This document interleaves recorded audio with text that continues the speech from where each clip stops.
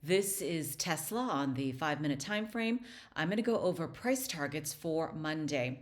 We ended the week at $251.12, down nearly 3%. The 52-week low, $101.81. The 52-week high, $299.29. For the performance, in the last week, we are down more than 1%. For the 3-month period, down 9%. The 6-month period, up 34%. Year to date, 111%. And 1 year out, 12%. The 1 year price target is $253.34. We are very close to that range. Now, this is where we ended. To the north side from where we are takes us to the middle of the trend or the base, where price likes to rest before going to the upside or to the downside. And that is roughly $252.81. From where we are, this is considered resistance and a possible take profit area. This is the 1 year price target here. We are very close. I do anticipate us to fill that on Monday.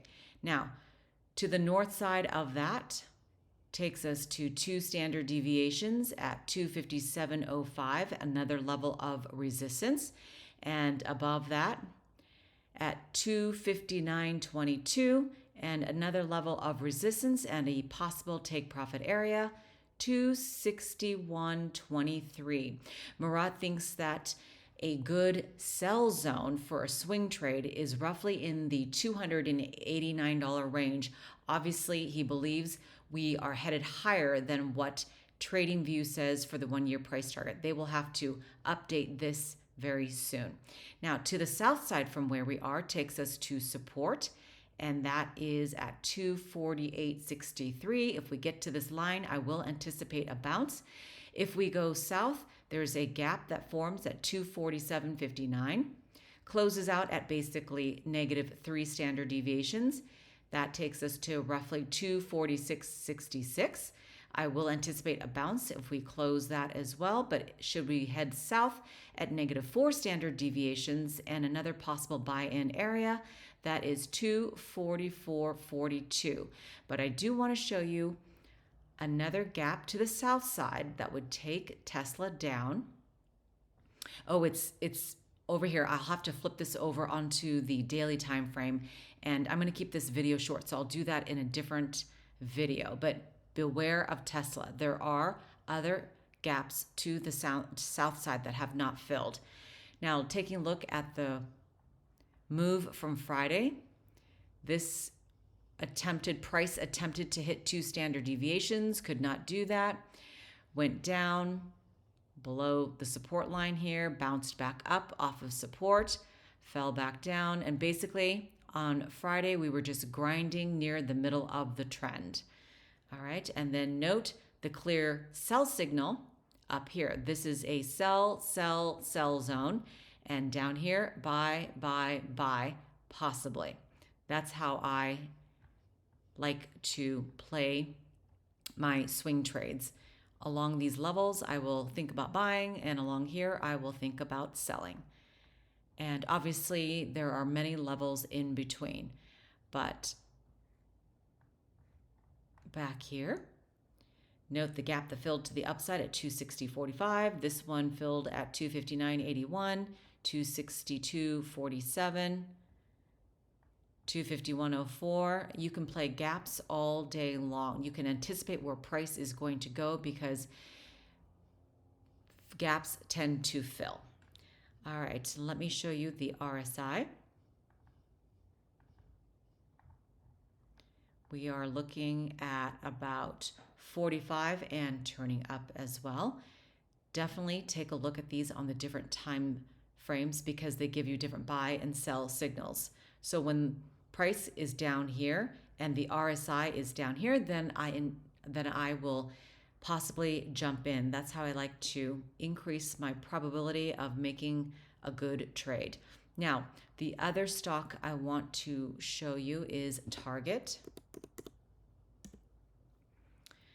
There's a gap to the downside that you should be aware of, a couple of them. Now, we ended the day right here above the middle of the trend. To the north side from where we are takes us to roughly $113.58. Above that at 3 standard deviations, 114.71. Above that at 4 standard deviations and resistance and a possible take profit area, 115.78. Now to the south side begins that gap at the middle of the trend at 111.31. Closes out at 109.12, which happens to also be -2 standard deviations, -3 standard deviations, and another level of support and a possible buy-in area, 108.02, 106.91. Another gap forms to the south side at 106.22, closes out at 105.84. So I'm going to anticipate price to pull back with all these gaps that have to be filled. But look at this. This is shooting straight up. We are at 63. Once we hit 70 and above, I will anticipate leveling off and falling back down because that's just what the RSI does. Note here, it went to the level of 70 and above, and I consider this support also and resistance. Overbought, people are getting out, selling. Note here, you cannot expect the RSI to stay in this range for a very long time without going back down. So note this move here. I'm going to mark that out. Oops, that is not. This is it. Notice the move down, and then here as well.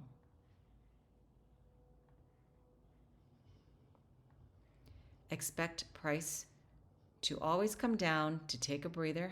It's not working for, oh, there we go. To take a breather and consolidate. And that's, it just does not want me to, there we go, to work for me. All right, so this went all the way up from over here, fell back down, went back up, fell back down. So this is not a buy for me. This is still running up, and until this goes all the way back down here, then I will consider looking at it, and then price has to be down here as well. Otherwise, there are too many plays for me and other stocks I would be interested in. Get in, get up, get out, rinse and repeat. All right, that does it for me. Thank you to Murat for pointing out Amazon, and have a great trading week.